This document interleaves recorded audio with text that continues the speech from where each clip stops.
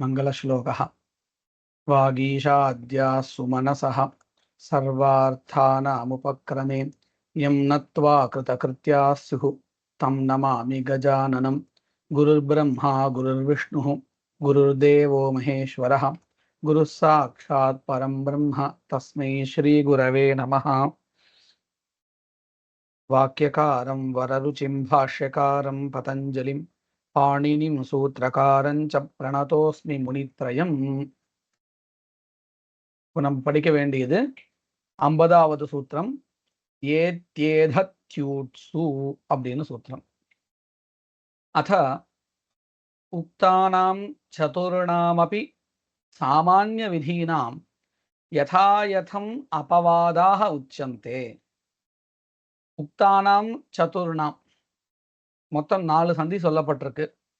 எண் சந்தி, அயவாயாவ சந்தி, அதுக்கப்புறம் விருத்திஹி, குணஹ, இப்படி 4 சந்திகள் சொல்லப்பட்டிருக்கு.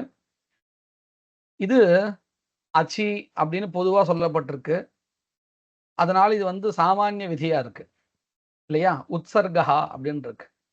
இப்போ இதுல சில அபவாதங்களை சொல்லணும், விசேஷ சாஸ்திரங்களை சொல்லணும். அதன்படி இப்போ முதல் சூத்திரம் சொல்ல போறா ஏத்யேதத்யூட்சு அப்படிங்கிற இந்த சூத்திரம் சொல்ல போறா. இதனுடைய அர்த்தத்தை பார்ப்போம். முதல்ல இதை பிரிச்சுக்கலாமா? அப்பதான் இது என்ன சொல்ல வரான்னு புரியும். ஏதி, ஏததி, ஊட்டு, இந்த 3த்தையும் சேர்த்தம் வச்சுப்போம். ஏதிச்சா, ஏததிச்சா, ஊட்டுச்சா, ஏத்தேதத்யூட்டஹ. அதனுடைய சப்தமி விபக்தி ஊட்சு. ஊட்சு சப்தமி விபக்தி உண்டு. சரியா? இப்போ இந்த பதங்கள் என்ன விபக்தியில் இருக்கு நமக்கு தெரிஞ்சு போயாச்சு. இப்போ பார்ப்போம். ஏத்தின்னா என்னது அப்படின்னு ஒரு கேள்வி வரும் இல்லையா? அதுக்கு முதல்ல பதில் கொடுக்க ஆரம்பிக்கிறார் கிரந்தக்காரர். யதா அகாரஹ ககாரஹ இத்யாதிவத் வர்ணாஹ கார இதி பிரத்யயேன நிர்திஷ்யந்தே. வர்ணாஹ எழுத்துக்கள், அகாரஹ அப்படின்னு அர்த்தம், ஆ என்கின்ற எழுத்துன்னு அர்த்தம். அத போல ககாரஹ, க அப்படின்னு சொன்னா ககாரஹ, ககாரஹன்னு சொன்னா கான்னு அர்த்தம். இப்படி எழுத்துக்கள் எல்லாமே கார அப்படிங்கிறதான சேர்த்து சொல்லப்படுகின்றன. யதா அகாரஹ ககாரஹ இத்யாதிவத் வர்ணாஹ கார பிரத்யயேன நிர்திஷ்யந்தே ததா பவதிஹி ஏததிஹி இத்யேவம் திப்பிரத்யயேன தாதவஹ நிர்திஷ்யந்தே. தாத்துக்களை சொல்றச்ச இந்த நிர்தேசம் பண்ணும் பொழுது எப்படி சொல்ற அப்படின்னு கேட்டா பவதிஹி அப்படின்னு அர்த்தம் தெரியுமா? பூதாத்துன்னு அர்த்தம். பவதிஹி அதையே ஒரு சுப்பிரத்யயத்தை வச்சு, அதாவது தி அப்படிங்கிறத கடைசி எழுத்தா வச்சு அதற்கு மேல ஒரு சுப்பிரத்யயத்தை வச்சால் பவதிஹி அப்படின்னு ஆயிடும். பவதிஹின்னு அர்த்தம் பூதாத்துன்னு அர்த்தம். இத போல ஏததிஹி அப்படின்னு அர்த்தம் ஏத விருத்தௌ தாத்துன்னு அர்த்தம். இதத்தான் இங்க சொல்றார். ததா பவதிஹி ஏததிஹி இத்யேவம் திப்பிரத்யயேன தாதவஹ நிர்திஷ்யந்தே. இந்த விஷயம் புரிஞ்சிருக்கு இல்லையா? சரி. அத்தஹ அதனால இப்ப என்ன அடுத்து சூத்திரே இந்த ஏத்தேதத்யூட்சு அப்படிங்கிற இந்த சூத்திரத்தில் ஏதி ஏததிப்யாம் ஈ ஏத இத்யேதௌ தாது கிராஹ்யௌ. தாத்து தாத்து தாத்தவஹ தாத்தும் தாத்து அப்படி இருக்கு, அந்த தாத்து 2 தாத்துக்களை. இந்த 2 தாத்துக்களானது பிரதம விபக்தி தான், ஏன்னா கிராஹ்யம்னு இருக்கிறதுனால இந்த 2 தாத்துக்கள் எடுத்துக்கொள்ள வேண்டியவைகள். சூத்திரே ஏதிஹி அப்படிங்கிற பதம் தான் ஏத்தின்னு வந்திருக்கு, விபக்தி லுப்தமாயிட்டு லோபமாயிட்டு. ஏதி ஏததிப்யாம். ஏதிஹி அப்படின்னு என்னது? இன் கதௌ அப்படிங்கிறது தாத்து. அது எப்படி வரும் கேட்டா ஏதி இதஹா யந்தி இப்படின்னு லட் ரூபத்துல வரும். சரியா? இன் கதௌ தாத்து. ஏதி இதஹா யந்தி உபைதி அப்படிதான் பாக்குறோம் இல்லையா? அதுதான். அடுத்தது ஏததிபியாம் ரெண்டு சேர்த்து போட்டிருக்கார். ஏததிஹி அப்படின்னா ஏத விருத்தௌ தாத்து. இப்ப புரிஞ்சது இல்லையா இதை எப்படி விவகாரம் பண்ற அப்படின்னு? சரி, இப்போ இந்த சூத்திரத்துல இன்னொரு பதம் அனுவர்த்தி ஆயிருக்கு. விருத்தி ரேச்சி இது பூர்வசூத்திரம் சமக்ரம் அனுவர்த்ததே. அப்போ இந்த சூத்திரத்துக்கு இன்னொரு அனுவர்த்தி ஆக வேண்டியது இருக்கு, அதையும் சேர்த்து சொல்லிடலாம். ஆத் இதிச்ச ஆத்குணः இத்யதः அனுஷஜ்ஜதே. ஏச்சி இத்யேதத் ஏத்யேதத்யூட்சு இத்யஸ்ய விசேஷணம் சத் ஏஜாதௌ இத்யர்த்தம் போதயதி. அதாவது இப்போ ஏதி ஏததி அப்படிங்கிறதுனால நமக்கு என்ன கிடைச்சது? இன்கதௌ தாத்துன்னு கிடைச்சது, ஏத விருத்தௌ தாத்துன்னு இந்த தாத்துக்கள் ரெண்டும் கிடைச்சது. நமக்கு அது மட்டும் போதுமானதா இல்லை. அந்த தாத்துவுல ஏஜந்தமாக இருக்கக்கூடிய பதங்கள் அப்படின்னு நம்ம எடுத்துக்கணும். உதாரணத்துக்கு ஏதி இதஹா யந்தின்னு இருக்கா இல்லையா? அதுல இதஹான்னு ஒரு பதம் இருக்கா? அந்த இதஹால ஏ காரம் இருக்கா? இல்ல. அப்போ அதை எடுத்துக்கூடாது.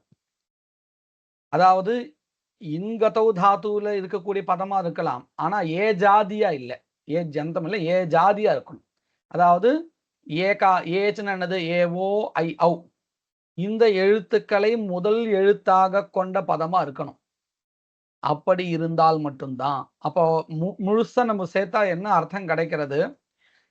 இன்கதௌ தாத்துவிலையும் ஏத விருத்தௌ தாத்துவிலையும் இருக்கக்கூடியதான ஏஜாதி பதங்கள் அப்படின்னு அர்த்தம் கிடைக்கிறது. இந்த அர்த்தம் புரிஞ்சிருக்கா? பாருங்க, ஏச்சீத்யேதத் ஏத்யேதத்யூட்சு இத்யஸ்ய விசேஷணம் சத் ஏஜாதௌ இத்யர்த்தம் போதயதி. தத்ர ஊட் இத்யஸ்ய அசம்பவாத் ஏஜாதித்வ விசேஷணம் ந சம்பத்யதே. இங்க ஏஜாதி அப்படின்னு ஒரு விசேஷணம் சொல்லியிருக்கு இல்லையா?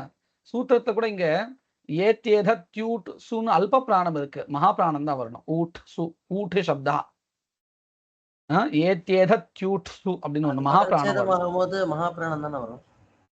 மகா பிராணம் தான் வரணுங்கிறேன், அல்ப பிராணம் இல்ல, மகா பிராணம் வரணுங்கிறேன். சூத்திரத்துல ஊட்டுன்னு அல்ப பிராணம் இருக்கு, ஊட் சு அப்படின்னு வரணும், மகா பிராணம் வரணும்.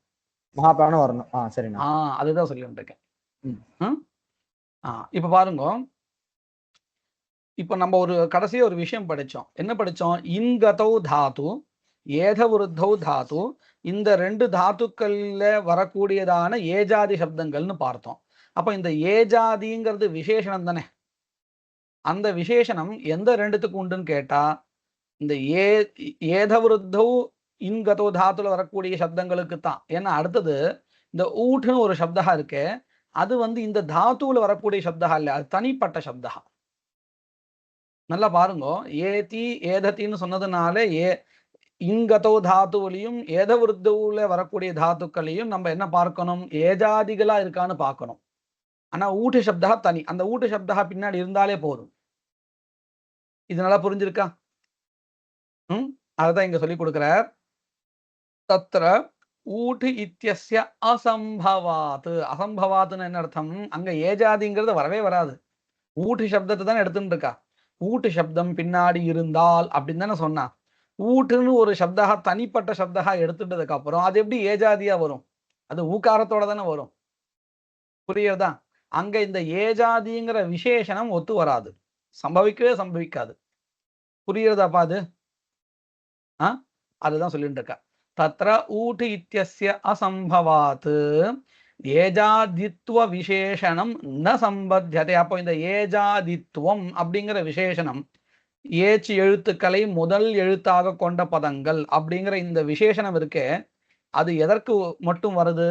இன்கதோ தாத்துல இருக்கக்கூடிய பதங்களுக்கும் ஏத விருத்தோ அப்படிங்கிறதான தாத்துக்களிலும் இருக்கக்கூடியதான சப்தங்கள், அவைகளுக்கு மட்டும்தான் அந்த விசேஷனம். நல்லா புரிஞ்சிருக்கா இப்போது? ஏச் பிரத்யாஹாரே அப்பி ஏகாரஹா ஏவ சம்பவதி. ஏச்சுன்னு எடுத்துட்டாலும் கூட அங்க நமக்கு வந்து ஏகாரஹா மட்டும்தான் அந்த தாத்துவுல முதல் எழுத்தா வரக்கூடியதா இருக்கு. உதாரணத்துக்கு ஏதி இதஹா எந்தியில ஏத்தின்னு வருது இல்லையா, இந்த மாதிரி ஏத்தின்னு தான் வருமே தவிர்த்து ஐதி ஓதி ஔதி இப்படிலாம் வரவே வராது. அந்த தாத்துல அந்த சப்தங்களே வராது. அதனால அவைகளுக்கும் ஏச்சுன்னு எடுத்துட்டு இருக்கோம். ஏன் எடுத்துட்டு இருக்கோம்னா அந்த சூத்திரத்திலிருந்து அனுவருத்தி ஆகும்போது விருத்தி ரேச்சிங்கிறதுல இருந்து ஏத்திங்கிறது வந்துட்டு இருக்கு, அவ்வளவுதான். அதுக்காக இங்கதோ தாத்துவிலையும் அதே மாதிரி ஏதவிருத்தோ தாத்துவிலையும் ஐகாரத்தை முதல் எழுத்தாக கொண்ட பதமும் ஓகாரத்தை முதல் எழுத்தாக கொண்ட பதமும் ஔகாரத்தை முதல் எழுத்தாக கொண்ட பதமும் இருக்குங்கிறது இல்லை. அப்படி ஒண்ணும் இல்லைங்க. சரியா? அந்த விஷயத்தை தான் சொல்றார். ஏச் பிரத்யாஹாரே அப்பி ஏகாரஹா ஏவ சம்பவதி. ஏவஞ்ச இப்ப சூத்திரத்துடைய மொத்த அர்த்தத்தையும் சொல்ல பாருங்க. அவர்ணாத் ஏகாராத்யோஹோ ஏகாரத்தை முதல் எழுத்தாக கொண்ட இ ஏத தாத்துவோஹோ பரயோஹோ ஏகாரத்தை முதல் எழுத்தாக கொண்ட இன்கதௌ தாத்து ஏதவிருத்தௌ தாத்து இந்த இரண்டு தாத்துக்களிலிருந்து வந்திருக்கக்கூடியதான சப்தங்கள் பின்னால் இருக்கையில் ஒரு விஷயம், ஊட்டிவா பரே ஊட்டி சப்தமானது பின்னாடி இருக்கையில் விருத்தி ஏகாதேசா இது சூத்திரார்த்தா. நல்லா புரிஞ்சுட்டாரு? அர்த்தம் நல்லா புரிஞ்சிருக்கு இல்லையா? சரி, இப்போ இந்த இடத்துல ஒரு கேள்வி. நம்ம விருத்தி ரேச்சின்னு ஒரு சூத்திரம் படிச்சோமா இல்லையா? அந்த சூத்திரத்தினுடைய அர்த்தம் என்னது? அவர்ணாத் ஏச்சி பரே விருத்தி ஏகாதேசா சியாத். இதுதான் நம்ம படிச்சோம். இப்போ இந்த இடத்துல உப ஏதி அப்படின்னு இருக்கா? ஒரு உதாரணத்துக்கு எடுத்துப்போம். உப ஏதி. இப்போ இந்த இடத்துல உப யுக் ஏதி அப்படின்னு இருக்கு. இந்த சமயத்துல இந்த யுக் அப்படிங்கிறது பிளஸ் அப்படிங்கிறதான அர்த்தத்துல உபயோகப்படுத்தக்கூடிய சப்தா. என்ன புதுசா பாக்குற வழக்கு இது என்ன அப்படின்னு இருக்கும். நம்ம உபா பிளஸ் ஏத்தின்னு சொல்லுவோம். அதுக்கு பதிலா சம்ஸ்கிருத சப்தமா இருக்கக்கூடிய யுக் சப்தத்தை எடுத்துக்கிறோம். உபா யுக் ஏதி அப்படின்னு சொன்னா உபா பிளஸ் ஏத்தின்னு அர்த்தம். இந்த இடத்துல இப்ப இந்த உதாரணம் இந்த சூத்திரத்துக்கு கொடுத்திருக்கா. ஏத்தேதத்யூட்சு அப்படிங்கிற சூத்திரத்துக்கு கொடுத்திருக்கா. இந்த சூத்திரமே வேண்டாம். விருத்தி ரேச்சி அப்படிங்கிற சூத்திரத்தினாலேயே இங்க விருத்தி சந்தி வருமா வராதா? அவசியம் வரும் தானே. அப்புறம் எதுக்காக இந்த சூத்திரம்? அந்த சூத்திரத்தினாலே காரியம் நடக்கிறது. சரி, உபா யுக் ஏததே இந்த இடத்துலயும் பாருங்க, இங்கேயும் அப்படித்தானே உபைததே தான் வரும். உபைததே சரியா தான் இருக்கு. விருத்தி ரேச்சிங்கிற சூத்திரத்தினாலே காரியம் கிடைச்சிடுறது. அப்போ இதுக்கு இந்த சூத்திரம் அர்த்தம் தானே. ஒரு விஷயத்துல இது உபயோகப்படுறது என்ன பாருங்க. எந்த விஷயத்தை உபயோகப்படுறது தெரியுமா? ஊட் அப்படிங்கிற சப்தம் பின்னாடி இருந்தால் அவர்ணாத் உகாரே பரே என்ன என்ன சந்தியானது வரும்? இது குணசந்தி வரணும். குணசந்தி வரணும். ஆனா இப்போ இந்த ஏத்தியதத்யூட்சு அப்படிங்கிற இந்த சூத்திரத்தினால எந்த சந்தியானது விதிக்கப்படுறது? விருத்தி ரேச்சி அந்த விருத்தி சந்தி இது பண்றது விதிக்கப்படுறது. அப்போ இந்த சூத்திரத்துக்கு அந்த அம்சத்துல ஒரு சார்த்தக்கியம் இருக்கு. அதாவது குணசந்தி வரும் பொழுது அதற்கு அடுத்தாப்புல இருக்கக்கூடிய சாஸ்திரம் இது. அதனால பரசாஸ்திரம் பிரபலங்கிறதுனால என்ன பண்றது, அத அந்த அதாவது பரசாஸ்திரம் பிரபலம்னு சொன்னா எப்படி, அதனுடைய அபவாதமா இருக்கு. குணகா முதல்ல விதிக்கப்பட்டது, அதுக்கு அபவாதமாக இங்க என்ன விருத்தி விதிக்கப்படுறது. சரியா? அதனால இப்போ ஊட்டுச்ச அப்படின்னு ஊட்டு அப்படிங்கிறதுக்கு ஒரு சார்த்தக்கியம் இருக்கு. ஆனா நமக்கு என்ன கேள்வி வந்தது, உபா யுக்கு ஏத்தி உபா யுக்கு ஏததேங்கிற இடத்துல இந்த சூத்திரம் இல்லைன்னாலும் கூட நமக்கு விருத்தி ஏச்சிங்கிற சூத்திரத்தினாலேயே ரூப சித்தி கிடைக்கிறது, அபீஷ்ட சித்தி கிடைக்கிறது. அப்ப இந்த சூத்திரம் எதுக்கு மெனக்கட்டு ஏன் எழுதுவானே அப்படின்னு ஒரு கேள்வி வருது இல்லையா? கேள்வி சரிதானே? அந்த கேள்விதான் இப்ப கிரந்தக்காரரும் கேட்கிறார் பாருங்க. ஏத்யேதத்யோஹோ பூர்வசூத்ரேணைவ சித்தே ஏங்கி பரரூபம் இது வக்ஷமானம் அபவாதம் பாதித்தும் இதம் விருத்தி விதானம். பதில் அவரே சொல்லிட்டார். என்ன பதில் தெரியுமோ? இதுக்கு அப்புறம் ஒரு சூத்திரம் வரப்போறது. உபசர்கா திருதி தாத்தோன்னு அடுத்த சூத்திரத்துக்கு அப்புறம் அடுத்தது பாருங்க. ஏங்கி பரரூபம் 52வது சூத்திரம். அவரணாந்தாத் உபசர்காத் ஏங்காதௌ தாத்தௌ பரே பரஸ்ய ரூபம். பரரூபம் அர்த்தம். பரரூபம் ஏகாதேசா சியாத். அழகா அவரே அர்த்தத்தை எழுதிட்டார். அவரணாந்தாத் அப்படின்னு அர்த்தம், அகாரத்தை கடைசி எழுத்தாக கொண்ட உபசர்க்கம் இருந்து அந்த உபசர்க்கத்திற்கு அடுத்ததாக ஏங்காதௌ தாத்தௌ பர. ஏங் அப்படின்னா ஏ ஓ, ஏகாரத்தையோ அல்லது ஓகாரத்தையோ முதல் எழுத்தாக கொண்ட தாத்துவானது இருந்தால் அப்போ என்ன ஆயிடும்? பரரூபம் ஏகாதேசா பவதி அப்படின்னு இந்த சூத்திரத்தை சொல்லப்படுறது. சரியா? இப்போ உதாரணத்துக்கு பாருங்க. பிர ஏஜதே அப்படின்னு இருக்கு. சரியா? பிர ஏஜதே. இந்த இடத்துல பிர அப்படிங்கிறது உபசர்கா தானே. அதுவும் எப்பேற்பட்ட உபசர்காவா இருக்குன்னு கேட்டால் அகாராந்த உபசர்காவா இருக்கு. இப்படி அவர்ணாந்த உபசர்க்கத்திற்கு அடுத்ததாக ஏஜாதியான ஒரு தாத்து வந்திருக்கு. ஏஜதே. சரியா? ஏஜதே ஏஜேதே ஏஜந்தேன்னு வரும். இப்போ இந்த ஏஜத்தேல ஏஜாதி தாது தானே இது. அப்போ இந்த இடத்துல பரரூபம் ஏகாதேசா பவதி. அதாவது பிர ஏ இருக்கா.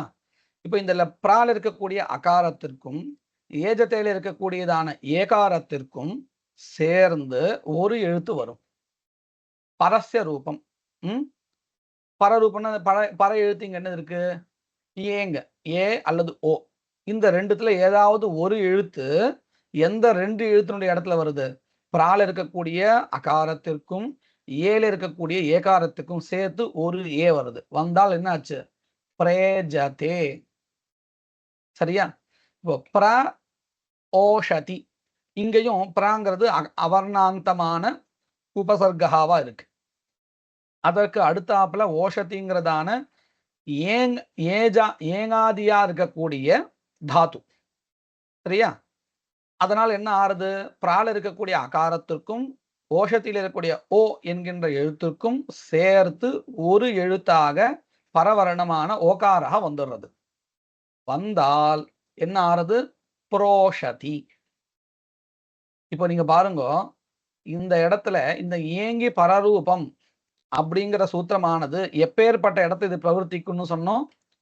அவர்ணாந்தாது ஏங்காதோ தாத்தோ பரே அப்படின்னு சொன்னா இல்லையா? இப்ப நீங்க நினைச்சு பாருங்க, ஏத்தேதத்யூட்சுங்கிற சூத்திரம் இல்லைன்னு வச்சுக்கோங்க. இந்த சூத்திரம் இல்லைன்னா பிர யுக்கு ஏதி அப்படின்னு இருக்குன்னு வச்சுப்போம். பிர யுக்கு ஏதி, உப ஏத்தி கூட வச்சுக்கலாம். அதுவும் அவர்ணாந்தமான உபசர்கா தான். உப யுக் ஏதி. இந்த உப அப்படிங்கிறது அவர்ணாந்தமான உபசர்காவா இருக்கு. அதன் பிறகு ஏங்காதியா இருக்கக்கூடிய தாத்து இருக்கு. அப்போ ஏங்கி பரரூபம் இல்லையா? ஏங்கி அப்படின்னு அர்த்தம். ஏங்கு அப்படிங்கிறதான பிரத்யாகாரத்தில் இருக்கக்கூடிய எழுத்துக்களை முதல் எழுத்தாக கொண்ட தாத்துக்கள் பின்னாடி இருக்கையில் சப்தமி பக்தி பரரூபம் ஏகாதேசா பவதி இப்படின்னு அந்த சூத்திரத்துடைய அர்த்தம். இப்போ அதெல்லாம் இங்க இருக்கா இல்லையா? உப அப்படிங்கிறதுல அவர்ணாந்தமான உபசர்கா இருக்கு. ஏதி அப்படிங்கிற இடத்துலயும் கூட ஏங்காதியான தாத்து இருக்கு. அதனால என்ன ஆறுது? இந்த இடத்துல பரரூப சந்தி வந்தால் என்ன ரூபம் வரும்? உபேதி. உபேதின் ரூபம் வரணும் அப்படின்னு வரும். உபே தஹதே அப்படின்னு வந்திருக்கும். எப்போ? ஏத்தேதத்யூட்சு அப்படிங்கிற சூத்திரம் இல்லைன்னா. ஆனா இந்த இடத்துல நமக்கு ரூபசித்தி எப்படி வேண்டியதுக்கு? உபைத்தின்னு வரணும். அதற்காகத்தான் இப்ப என்ன பண்ணிருக்கா? ஏத்தேதத்யூட்சுன்னு சூத்திரம் பண்ணிருக்கா இல்லையா? வெறும் விருத்தி சந்தி, அதாவது நம்ம முன்னாடி பார்த்தா விருத்தி ரேச்சி அப்படின்னு வச்சிருந்தால் இந்த இடத்துல நமக்கு அது கிடைக்காத போயிடும். சரியா? ஏன்னா இந்த ஏங்கி பரரூபங்கிறது தாத்து விஷயத்துல மட்டும் வந்திருக்கு, விசேஷ சாஸ்திரமா இருக்கு. சரியா? ஏஜாதியான ஏங்காதியான தாத்துக்களுக்கு விசேஷமா சொல்லப்பட்ட காரியமா இருக்கு. அப்போ நீங்க நல்லா கவனிங்கோ. இந்த ஏத்தேத தியூட்ஸுங்கிற இந்த சூத்திரமானது ஏதி ஏதத்திங்கிற அம்சத்துல எதற்கு அபவாதமா இருக்கு?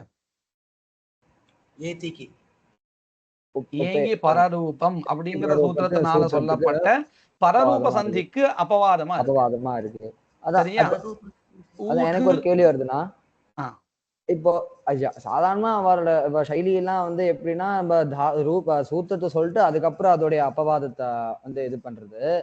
இப்போ இதுக்கு வந்து முன்னாடியே சொல்லிட்டு அதுக்கப்புறம் வந்து இப்போ அது வந்து சங்கியா வந்து 89 6-1 89, இது 6-1 94, இன்னொரு 6 சூத்திரம் கழிச்சுதான் வருது. அந்த 5 சூத்திரம் கழிச்சுதான் வருது. அப்புறம் வந்து ஏன் அது வந்து அப்புறமா சொல்லியிருக்கா? இது முன்னாடியே சொல்லியிருக்கலாமே. இது அதுக்கு ஏதாவது காரணம் இருக்குமோ? அப்படிலாம் ஒண்ணும் இல்ல. முன்னாடி இருக்கு, அவ்வளவுதான். அப்புறமா இருக்கு. ஆமா, நாம இது இப்படி வேணா எடுத்துக்கலாம். இங்க வந்து குணாபவாதமும் சேர்ந்திருக்கு இல்லையா இந்த இதுல. ஊட்டு அப்படிங்கிற அம்சத்துல குணாபவாதா இந்த சூத்திரம் இருக்கு. அந்த அம்சத்துல வச்சுக்கலாம். இப்போ அந்த அம்சத்துல பார்த்தால் குண சந்திக்கு அப்புறம் இது விதிக்கப்படுறது. வரிசையா நீங்க பாருங்க. குணசந்திக்கு விதிச்சதுக்கு அப்புறம் குணசந்தி விதிக்கும் என்ன சொன்னா, ஆத் குணஹா அச்சி அப்படின்னு தானே அதுக்கு அர்த்தம். அதுக்கு அபவாதமா என்ன பண்ணினா, ஆத்து அகாராத்து விருத்திஹி ஏச்சி பறை இப்படின்னு தான் சொன்னா. அப்போ இது எதற்கு அபவாதமா இருக்கு?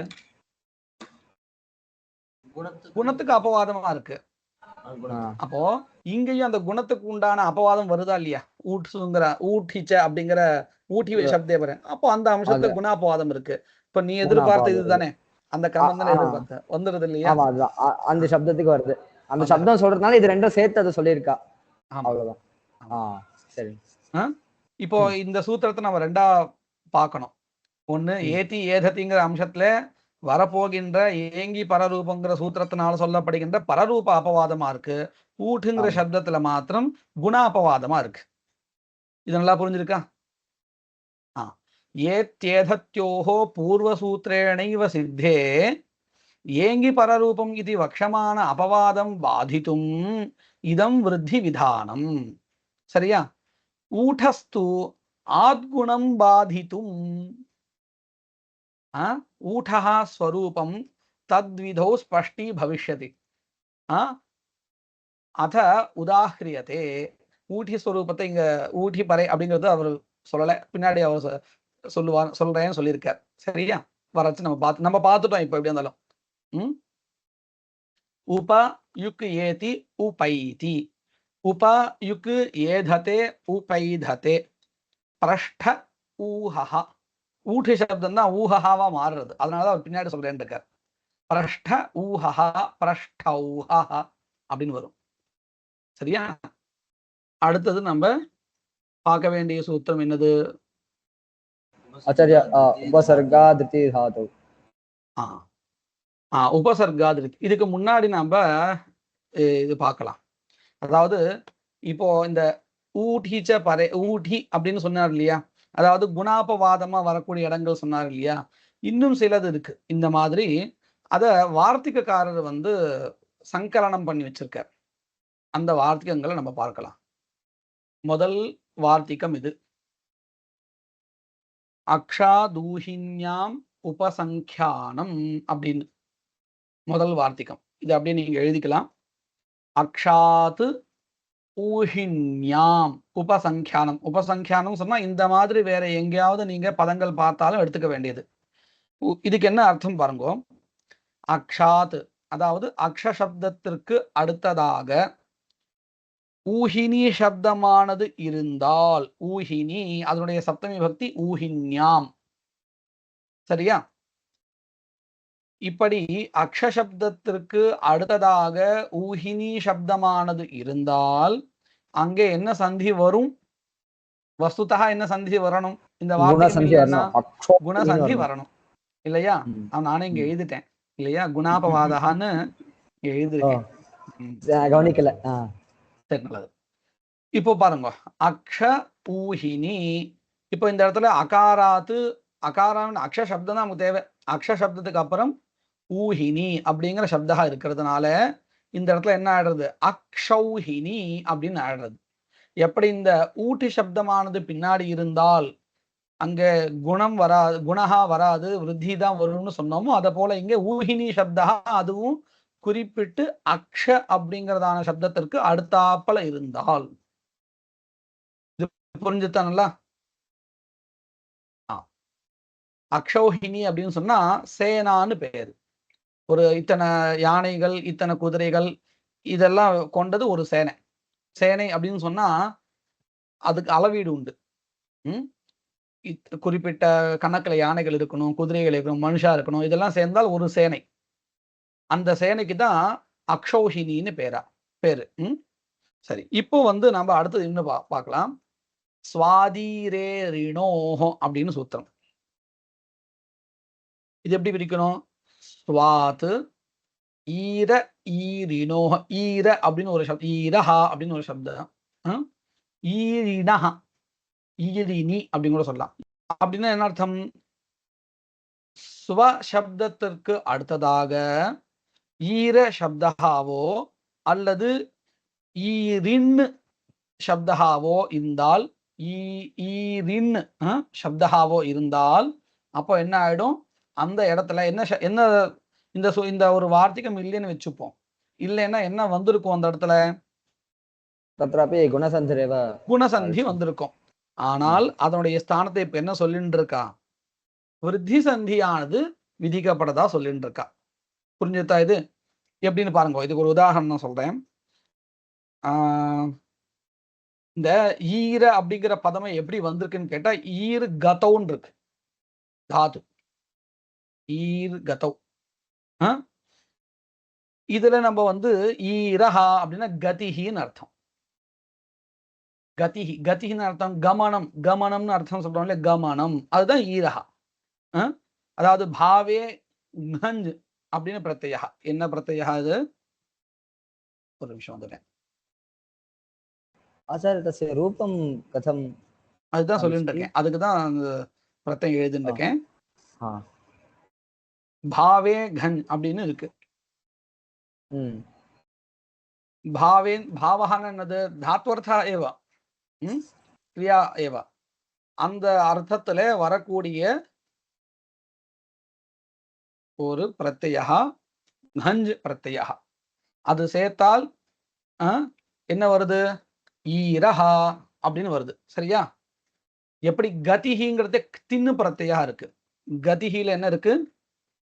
தின் பிரத்யா. அதே மாதிரி லியுட்டு பிரத்யா இருக்கு. எதுக்காக இதெல்லாம் சொல்றேன்னு கேட்டா, இது எல்லாமே வந்து அந்த பாவத்தை சொல்றதுக்கு, தாத்வர்த்தத்தை சொல்லக்கூடியது இது எல்லாமே. சரியா? இப்போ பாக்கஹான்னு சொல்றோமா இல்லையாப்பா?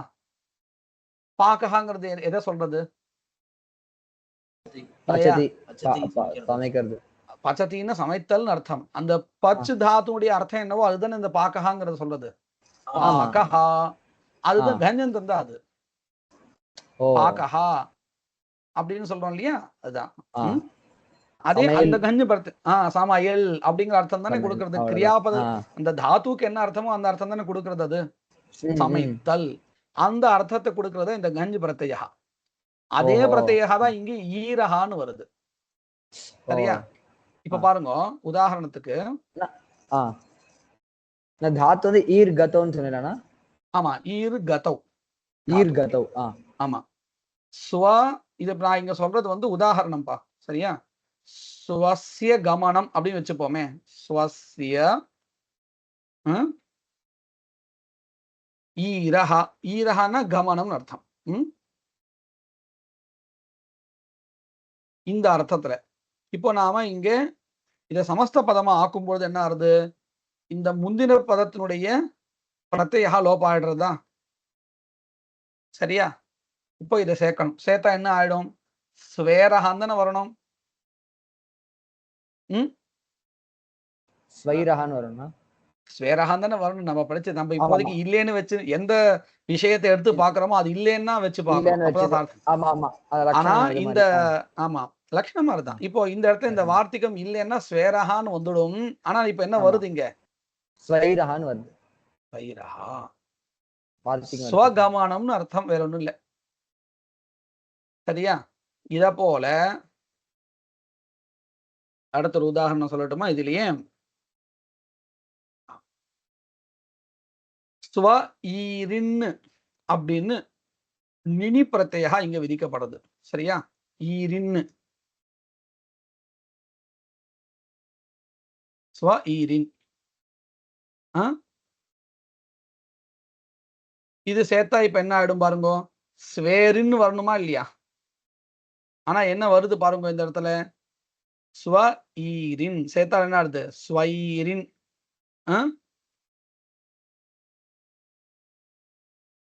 ஸ்வைரின். இதுக்குண்டான பதம் இது ஸ்வைரின்னு சொல்லிட்டு இருக்கோம். ஸ்வைரிணி அப்படின்னு ஸ்ரீலிங்கத்தை வரும். ஸ்வைரின் புல்லிங்கத்துல வந்தால் ஸ்வைரிணி அப்படின்னு வரும். கூலட்டா அப்படிங்கிற அர்த்தத்தை கூட இருக்குது. ஸ்வைரிணின்னு பல அர்த்தங்கள் இருக்கு. இப்போ நம்ம பதம் தான் தேவை, பதத்தை பார்ப்போம். சரியா? இந்த ஸ்வாத்துக்கு சப்தத்துக்கு என்னன்னா அர்த்தம்? இந்த ஸ்வ ஸ்வஸ்ய அதுதான் அர்த்தமா? அதே அர்த்தம் தான். ஆமாம் ஆமாம், அதே அர்த்தம். இதுக்கு விருத்தி வரணும்னு நம்ம எங்க இருந்து எடுத்துக்கிறோம்? இதுக்கு வந்து வார்த்திகத்தை வச்சிருந்தான். ஆமாமா, வார்த்திகை வச்சிருந்தா அதுக்குதான் இது வந்து இந்த வார்த்திகங்கள் இப்ப படிச்சுட்டு இருக்கோம் இல்லையா, வார்த்திகங்கள் அத்தனையுமே ஏத்தியதத்யூட்சு கீழே வந்திருக்கக்கூடிய வார்த்திகங்கள். இப்ப இந்த ஏத்தியதத்யூட்சுங்கிறது ஊட்டு சப்தத்துல குணாபவாதமா வந்தது தானே? ஆமா. அப்போ இங்கேயும் வரிசை அதே விஷயங்கள் தான் வந்துருக்கு. அந்த பிரகரணத்துல வந்ததுனால நம்மளுக்கு இந்த விஷயம் தான் எடுத்துக்கணும்னு வார்த்திகக்காரர் என்ன பண்ணுவார்னு கேட்டா, இப்போ ஏத்தியதத்யூட்சுங்கிறது குணாபவாதத்தை சொல்றதுக்காக வந்ததா, அங்க விட்டு போன விஷயங்கள் அத்தனையும் அதே இடத்த சொல்லிடுவார். அப்ப என்ன ஆயிடும், மேற்கொண்டு நான் சொல்றதும் கூட குணாபவாதங்கள் தான் அப்படின்னு அவர் சொல்றாரு, நமக்கு தெரிஞ்சிடும் இல்லையா? இப்ப புரிஞ்சுட்டா இது? இப்ப ரெண்டு நம்ம பார்த்துட்டோம். இப்போ ஒண்ணு முதல்ல பார்த்தது அக்ஷாதூஹின்யா உபசங்கியானம், அடுத்தது சுவாதீரேரினோ, அடுத்தது பாருங்க பிராதூஹோடோத்யேஷைஷ்யேஷு. இது எப்படி பிரிக்கணும் பாருங்க. பிராத்து பிர அப்படிங்கிற உபசர்க்கத்திலிருந்து உபசர்க்கத்திற்கு அடுத்தாப்புல வெறும் அகாராந்த உபசர்கான்னு எடுத்துக்க கூடாது. பிராத் அவ்வளவுதான். பிர உபசர்காத். ஊஹ, ஊட, ஊடி, ஏஷ, ஏஷ்ய. மொத்தம் எத்தனை வந்திருக்கு? 5 சப்தங்கள். ஊஹ, ஊட, ஊடி, ஏஷ, ஏஷ்ய. ஏதேஷு பரே வித்யமானேஷு சத்சு கிம் பவதி? குணஹ ந பவதி, தத் ஸ்தானே விருத்தி பவதி. இந்த 5 சப்தங்கள் பிரா என்கின்றதான உபசர்க்கத்திற்கு அடுத்தாப்புல இருந்தால் அந்த இடத்துல என்ன வரும்? குணஹா வராது, அதற்கு மாற்றாக விருத்தி வரும். அப்படிங்கிறத சொல்றதுக்காக வந்த ஒரு வார்த்திகம் இது. சரியா? இது புரிஞ்சுதான்? பிராத், ஊஹ, ஊட, ஊடி, ஏஷ, ஏஷ்யேஷு. இதுல ஊஹஸ்ச, ஊடஸ்ச, ஊடிஸ்ச, ஏஷஸ்ச, ஏஷ்யஸ்ச, தேஷு, ஊஹ, ஊட, ஊட்யேஷேஷ்யேஷு அப்படின்னு பத நிஷ்பத்தி. இதுக்கு உதாரணம் பாருங்க. பிர யுக் ஊஹ. இப்போ இந்த இடத்துல பிரா இல்லாம உப்பா இருக்குன்னு வச்சுப்போம். சும்மா ஒரு இதுக்காக புரிஞ்சுக்கிறதுக்காக உப்பா இருக்குன்னு வச்சுப்போம். இப்போ இந்த இடத்துல என்ன வரும்? உபோஹஹ அப்படின்னு தானே வரும். ஏன்? குணசந்தி வரும். குணசந்தி தான் வரும். ஏன் அப்படின்னு கேட்டா, இந்த வார்த்திகமானது வெறும் பிராத்துக்கு தான் இருக்கு. வெறும் பிராங்கிற உபசர்க்கத்துக்கு அப்புறம் இருக்கக்கூடிய ஊக சப்தத்துக்கு தான் சொல்லப்பட்டிருக்கு இல்லையா? அதனால உப்பான்னு இருந்தா இந்த இடத்துல கிடையாது. இந்த இடத்துல வார்த்திகத்தினால என்ன வராது? விருத்தி வராது. புரிஞ்சுட்டா இது? சரி. பிர யுக்கு ஊஹ. இந்த இடத்துல என்ன சந்தி வர வேண்டியதா இருந்தது? குணஹா வர வேண்டியதா இருந்தது. அந்த இடத்துல விருத்தி வந்துட்டு ஆ பிளஸ் ஆ யுக்கு ஊஹா. இந்த இடத்துல அகாரத்துக்கு கண்டஸ்தானம், உகாரத்துக்கு என்ன ஸ்தானம்? ஓஷ்டஸ்தானம். ரெண்டும் சேர்த்து ஓதோ தோஹ கண்டோஷ்டங்கிறதுனால ஔகாரந்தம். ஓதோ தோஹோங்கிறதுனால அதுவும் அதே ஸ்தானம் தானே. வந்துடுறது. வந்தால் பிரௌஹ. சரியா? அடுத்தது பிரயுக் ஊடஹ பிரௌடஹ பிரௌடி பிரயுக் ஊடிஹ பிரௌடிஹ பிரயுக் ஏஷஹ பிரைஷஹ பிரயுக் ஏஷஹ பிரைஷ்யஹ. இந்த வந்து இதுவும் பிராவும் கொடுத்துட்டா சப்தங்களும் கொடுத்துட்டா இதுக்கு மட்டும்தான் இப்படி வரும்னு சொல்லிட்டா. அதான் வேற எந்த அவ்வளவுதான், எதுக்கும் வராது. அந்த சப்தங்கள் குறிப்பிட்ட சப்தங்கள் மட்டும்தான், அதுவும் பிராங்கிற உபசர்க்கத்துக்கு அடுத்தாப்புல இருந்தா மட்டும்தான். அதான் எப்படி இந்த ஏத்தியதத்யூட்சுல ஊட்டு சப்தம் பின்னாடி இருந்தாதான் அப்படின்னு தான் சொல்லி கொடுத்தாரு. அதுதான். ஆனா அதுக்கு முன்னாடி வந்து அகாரமா இருந்து ஊட் சப்தம். ஆமா அதே மாதிரிதான். ஆமா ஆமா இல்ல இல்ல அதே மாதிரிதான். பிராங் அகாராந்தம் அப்புறம் இது பிராங்கிற எழுத்துக்கு அப்புறம். நான் எதுக்காக இதை ஆரம்பிச்சேன்னு கேட்டா, நான் சொல்றது ஆரம்பிச்ச என்ன விஷயம் கேட்டா, ஊட்டுங்கிற ஒரு தனி சப்தா, தனிப்பட்ட சப்தா. அந்த ஒரு தனிப்பட்ட சப்தத்தை வச்சுண்டு ஒரு சூத்திரம் பண்ணினார் இல்லையா பாணினி, அதே மாதிரிதான் இங்கேயும். என்ன இங்க பின்னாடியும் ஒரு குறிப்பிட்ட சப்தம் தான் இருக்கணும், முன்னாடியும் பிராங்கிற உபசர்கா தான் இருக்கணும் இல்லையா. இதே பாணினிய நமக்கு மகரிஷி சொல்றச்ச ஏத்தியதத்யூட்சுல முன்னாடி பிரா உபசர்கா தான் இருக்கணுங்கிறது இல்ல, அவர்ணாத் தான், அ வர்ணகா இருந்தா போதுமானது. புரிஞ்சுதா? இந்த விஷயம் புரிஞ்சுக்கு இல்லையா எல்லாருக்கும்? அவகதமா சரி அவகதம். நான் முதல்ல அந்த இடத்துல பிராவ கவனிக்கல, அதனால ப்ரௌடா அப்படின்னு சொன்னேன். இப்ப அங்க உபசர்காந்த பிர இருக்கிறதுனால அப்படி வராது அப்படின்னு சொல்லுங்க. குணசந்தி மட்டும்தான் இந்த இடத்துல வரும் அப்படின்னு சொல்லுங்க. எங்க குணசந்தி வரும் புரியல. அதாவது அந்த உப ஊடஹ அந்த இடத்துல வந்து அவன் சூத்திரம் வந்துருவான் சரியா கவனிக்கலான்னு சொன்னான். ஆமா, அதனாலதான் கேள்வி கேட்டேன் நான். அதனாலதான் கேள்வி கேட்டேன், அந்த இடத்துல வருமா வராதா. ஏன்னா நம்ம சட்டுன்னு கவனிக்க மாட்டோம் பிரா அப்படிங்கிறது இருக்கிறது, அதுக்காக தான் கேள்வி கேட்கறது. சரி, இப்ப பாருங்க அடுத்தது பாருங்க. இப்ப இது மூணாவது வார்த்திகம் ஆயிடுத்து.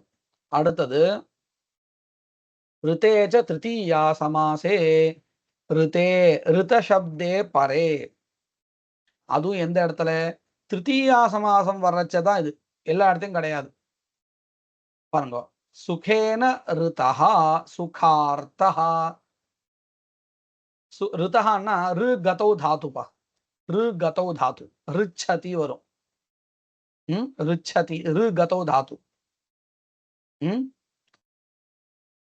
நார்த்தி மார்ச்சதி யஜமானஹ பிரசித்தமான பதம் இல்லையா. ந ஆர்த்திம் ரிச்சதி அப்படின்னு அதுக்கு அர்த்தம். என்ன அர்த்தம் தெரியுமோ? ந ஆர்த்திம் துக்கத்தை ந ரிச்சதி இல்லையா, புரிஞ்சதா இது? ந ஆர்த்திம் ரிச்சதி, அதைத்தான் நம்ம சேர்த்து சொல்லச்ச அப்படி நார்த்தி மார்ச்சதி எஜமானஹான்னு சொல்லுவோம். ந ஆர்த்திம் ரிச்சதி எஜமானஹா அப்படின்னு அர்த்தம். பிராப்னோதின்னு அர்த்தம். இந்த கமு தாத்து வந்து பிராப்னோதிங்கிற அர்த்தத்துல பல இடத்துல வந்து நம்ம சொல்லணுண்டு. ஓஹோ. ஆமா, இந்த கம்ல அர்த்தமான தாத்து இருக்கா இல்லையா, ஆமா, அது எல்லாமே கூட பிராப்னோதிங்கிற அர்த்தத்துல உபயோகப்படுத்துறது உண்டு. இப்ப அத போல இங்கேயும் ரு கதோ தாத்து தான். சுகேன ரிதஹா அப்படின்னு அர்த்தம், சுகத்தை அடைந்த. சுகேன ரிதஹான்னா சுகின்னு அர்த்தம், வேற ஒன்றும் இல்லைங்க இந்த பதத்துடைய அர்த்தம். இந்த இடத்துல பார்த்தா தெரியும், சுகேன அப்படிங்கிற இடத்துல அகாரமானது கடைசி எழுத்தா இருக்கு. அவர்நாத்து ரிகாரே பரே என்ன வரணும் இந்த வார்த்திகம் இல்லைன்னா? சுகர்த்தஹான்னு வரணும். சுகர்த்தஹான்னு வரணும். ஏன்னா உரன்ற பரஹா சேர்த்தால் ரிகாரஸ்தானே யஹா அணு சஹா ரபரசன்னேவ பிரவர்த்ததேன்னு சொன்னதுனால சுகர்த்தஹா அப்படின்னு வரணும். ஆனா என்ன ஆறுது? சுகார்த்தஹா அப்படின்னு வருது. சரியா? இது இந்த வார்த்தைக்கு பக்கத்துல உரன்ற பரஹான்னு இருக்கு. ஆமா, ஆறுல வெறும் இந்த இடத்துல இந்த வார்த்திகமானது எதை விதிக்கிறதுன்னு கேட்டால் விருத்தியை விதிக்கிறது. அவ்வளவுதான் இந்த வார்த்திகத்தோட வேலை. இந்த இரு அப்படிங்கிறது உரண்ட பரகாங்கிற சூத்திரத்தினால வந்தது. அதாவது இதுல இந்த வார்த்திகத்தினால ஆ கிடைச்சது, சரியா? இந்த உரண்ட பரகாங்கிற சூத்திரத்தினால இரு கிடைச்சது. அத சொல்றதுக்காக இல்லையா? வேணா இத புரியறதுக்காக இப்படி வேணா போட்டுக்கலாம். அப்படிங்கிறது இதுல இருந்து கிடைக்கிறது, இந்த ரிதேச்ச திருத்தியா சமாசத்துல இருந்து ஆ கிடைக்கிறது, உரன்ற பரஹால இருந்து ரேபம் கிடைக்கிறது அப்படின்னு. சரியா? இப்ப புரிஞ்சது இல்லையா? புரியுதுண்ணா. அடுத்தது பிரவத்சதர கம்பல வசனாரண தசானாம் ரிணே. எப்படி பிரிக்கணும்? பிர வத்சதர கம்பல வசன ரிண தசானாம். ஒரே பதம், ஷஷ்டியந்தம் பதம். பிரிச்சு படிச்சா இப்படி நமக்கு பதங்கள் கிடைக்கும். ரிணே ரிண சப்தே பரே அப்படின்னு அர்த்தம். இந்த சப்தங்களுக்கு அடுத்தாப்புல ரிணசப்தமானது இருந்தால் அப்பொழுது குணத்துக்கு பதிலாக விருத்தி சந்தியானது வரும் அப்படிங்கிறது இதனுடைய அர்த்தம். புரிஞ்சுதா? அர்த்தம் புரிஞ்சிருக்கா இந்த வார்த்தைகத்தினுடையது? சந்தேகம் இருக்கா? உதாரணம் பார்த்தா புரிஞ்சிடும். முதல்ல பிர அப்படிங்கிறது பார்ப்போம். பிர அப்படிங்கிறதுக்கு அப்புறம் இங்க ரிணம் அப்படின்னு வச்சுட்டு இருக்கோம் இல்லையா? இப்ப இந்த இடத்துல அகாராத்து ரிகாரே பரே என்ன வரணும்? ஒருவேளை இந்த வார்த்திகம் இல்லைன்னா வரணும். ஆனா பிராரணம் இந்த இடத்துல எல்லாம் நம்ம உரண்ட பரகா வந்து சேர்த்துக்கணும்பா. அது மறக்க கூடாது. பிராரணம்னு வரணும். இந்த வார்த்திகத்தினால நமக்கு எப்படி கிடைக்கிறது? பிராரணம். உத்தம ரிணம்னு அர்த்தம். அதிக ரிணம். ரிணம்னா கடன். அடுத்தது வத்சதர ரிணம். இங்கேயும் ரிண சப்தமானது பின்னாடி இருக்கு. அதனால என்ன ஆறுது? வத்சதரணம் அப்படின்னு குணகா வரல, வத்சதராரணம் அப்படின்னு வருது. அடுத்தது கம்பல ரிணம். இங்கேயும் அதேதான். இந்த வார்த்தைக்கும் இல்லைன்னா என்ன ஆயிடும்? கம்பலரணம்னு வரும். அதுக்கு பதிலா கம்பலாரணம். சரியா? வசன ரிணம். இங்கேயும் அதேதான், வசனாரணம். ஆர் அப்படிங்கிறது ரிண ரிணம். ரிண பதத்துக்கு அப்புறம் வந்தால் ரிணசப்தம் இருந்தால் சரியா? இந்த ரிணசப்தம் பின்னாடி இருக்கிறதுனால என்ன ஆறுது? ரிணாரணம். அடுத்தது தச சப்தா. அதுக்கப்புறம் தசன்னு அப்படின்னு வருது இல்லையா? 10ங்கிற அர்த்தத்துல. அதுல நகார லோபம் அடுத்த தசன்னு நிற்கும். அந்த தச அதோட சேர்த்து ரிணம் சேர்த்தால் தசாரணம். இந்த எல்லா இடத்துலயும் ரிணே அப்படின்னு சொன்னதுனால இதுதான் இந்த வார்த்திகம். எழுதிண்டாச்சா இத? இப்போ நம்ம என்ன பண்ணிருக்கோம்? மொத்த வார்த்திகங்களும் இந்த சூத்திரத்திலிருந்து கிடைக்கக்கூடியதை பார்த்திருக்கோம். சரியா? அடுத்தது உபசர்காத் ரிதி தாதோ. அவர்ணாந்தாத் உபசர்காத் ரிகாராதௌ தாதௌ பரே விருத்தி ஏகாதேசா ஸ்யாத். சரியா? பிரரிச்சதி இந்த தாது தான் நம்ம பார்த்தோம் முன்னாடி. பிரரிச்சதி. இந்த இடத்துலயும் பாருங்க, அவர்ணாந்தமா இருக்கக்கூடிய உபசர்கா பிர உபசர்கா. அதுக்கப்புறம் ரிகதௌ அப்படிங்கிற தாத்து. ரிச்சதி அதனுடைய லட்லகாரா. பிரரிச்சதி சேர்த்தால் இந்த இடத்துல இந்த ஒரு சூத்திரம் இல்லைன்னு வச்சுப்போம். என்ன ஆயிருக்கும்? குண சந்தி வந்து பிரச்சதின்னு இருக்கணும். ஆமா. அதனால இப்போ என்ன கிடைக்கிறது இங்க அப்படின்னு கேட்டால், உபசர்க அவர்ணாந்தமான உபசர்கா இருந்து ரு தாத்து இருக்கிறதுனால இந்த இடத்துல பிரார்ச்சதி அப்படின்னு விருத்தி ஏகாதேசா வந்திருக்கு. சரியா? இன்னொரு உதாரணம் அ ரு அப்படிங்கிற இடத்துல இன்னொரு உதாரணம் இல்லை இது. அந்த இடத்துல ஆ ரு ஸ்தானத்துல அணு வந்திருக்கிறதுனால உஹு அணு ரபரஹா அப்படின்னு சொன்னோம் இல்லையா? அண் ரிகாரஸ்தானே யஹ அண் சஹா ரபரசன்னேவ பிரவர்த்தத்தைன்னு படிச்சிருக்கோம். அதன்படி இங்கேயும் பிரால் இருக்கக்கூடிய ரிச்சத்தில் இருக்கக்கூடிய ரு இந்த ரெண்டுத்துடைய ஸ்தானத்துல வந்திருக்கு விருத்தி அப்படிங்கிற ஒரு எழுத்து. அப்போ இது ரிகாரத்துடைய ஸ்தானத்துல வந்திருக்கக்கூடிய அண் எழுத்து இல்லையா? அப்படிங்கிறது அண்ணு பிரத்யாகாரத்தில் இருக்கக்கூடிய எழுத்து தானே. அப்போ ரபரமா வரப்போறதுங்கிறதுனால இங்க கிரந்தகாரர் நமக்கு காமிக்கிறார் ரு இத்யஸ்ய ஆறு இது விருத்திர் பவதி. புரிஞ்சுதா இது? இப்போ இதுவரையில் நம்ம பார்த்தது அத்தனையுமே குணத்தினுடைய அபவாதா. ஒரே ஒரு இடம் தவிர எந்த இடம் தவிர ஏத்தேதத்யூட் சொல்ல இந்த ஏத்தி ஏததி இந்த ரெண்டுத்து தவிர்த்து மற்ற அத்தனையுமே வார்த்திகங்கள் ஆகட்டும் ஊட்டுங்கிற அந்த பதமாகட்டும் இது அத்தனையுமே குணத்துக்கு அபவாதமாக வந்திருக்கக்கூடிய இடங்கள். மேற்கொண்டு நம்ம அடுத்த சந்தியை பார்க்கலாம். மங்கள ஸ்லோகா. வாகீஷா அத்யா சுமனசஹ சர்வார்த்தானாமுபக்ரமே யம் நத்வா கிருதகிருத்யா ஸ்யுஹு தம் நமாமி கஜானனம். குருர் பிரம்மா குருர் விஷ்ணு குருர்தேவோ மகேஸ்வரः குரு சாட்சாத் பரம் பிரம்ம தஸ்மை ஸ்ரீ குரவே நமः. வாக்கியகாரம் வரருச்சிம் பாஷ்யகாரம் பதஞ்சலிம் பாணினிம் சூத்திரகாரம் ச பிரணதோஸ்மி முனித்ரயம்.